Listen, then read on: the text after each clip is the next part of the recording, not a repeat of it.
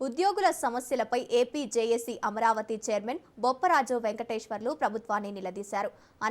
అనంతపురం నగరంలో రెవెన్యూ ఉద్యోగి సంఘం కార్యాలయంలో నిర్వహించిన మీడియా సమావేశంలో మాట్లాడిన ఆయన, కూటమి ప్రభుత్వం ఏర్పడిన 2 సంవత్సరాలు దాటినా పీఆర్సీ కమిషన్ ఏర్పాటు చేయడంలో పూర్తిగా విఫలమైందని విమర్శించారు. ఉద్యోగుల సమస్యపై ప్రభుత్వం తక్షణమే స్పందించి పరిష్కారం చూపాలని డిమాండ్ చేశారు. అలాగే రిటైర్ అయిన ఉద్యోగులకు, మరణించిన ఉద్యోగుల కుటుంబాలకు బకాయిగా ఉన్న వేతనాలు, ఇతర చెల్లింపులను వెంటనే విడుదల చేయాలని కోరారు.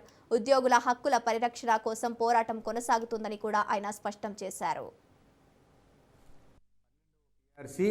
దాదాపు 2 సంవత్సరాలు అయిపోయి 3వ సంవత్సరం జరుగుతున్నప్పటికీ కూడా, కూటమి ప్రభుత్వం వచ్చి 2 సంవత్సరాలు అవుతున్నప్పటికీ కూడా కనీసం పీఆర్సీ కమిషనర్ రాజీనామా చేసిన కమిషనర్ స్థానంలో పీఆర్సీ కమిషనర్ను కూడా నియమించకుండా ఎందుకు ప్రభుత్వం తాత్సారం చేస్తుందనేటువంటి ఒక అనుమానం ప్రతి ప్రభుత్వ ఉద్యోగిలో కలుగుతుంది.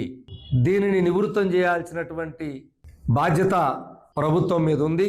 ప్రతి ఉద్యోగి ఈరోజు నాయకులుగా మమ్మల్ని మీరు చేత కాకపోతే నాయకత్వం నుంచి పక్కకు తప్పుకోండి, అంతేగాని మాకు న్యాయబద్ధంగా రావాల్సినటువంటి ఇప్పటికే తీవ్రమైనటువంటి అన్యాయం జరిగిన ఉద్యోగ లోకానికి 2 ఏళ్లుగా వచ్చినటువంటి కూటమి ప్రభుత్వం 1వ తారీఖు జీతం ఇస్తుంది కదా అని మనకు రావాల్సినటువంటి రాయితీలన్నీ ఇంత ఆలస్యం చేస్తుంటే మీరేం చేస్తున్నారని సోషల్ మీడియాలో వాళ్ళు ఇష్టారీతిన మమ్మల్ని ప్రశ్నిస్తూ, మమ్మల్ని దూషిస్తూ మాట్లాడుతున్నటువంటి పరిస్థితిని మీ ద్వారా గౌరవ ముఖ్యమంత్రి గారి దృష్టికి తీసుకెళ్తా ఉన్నాం.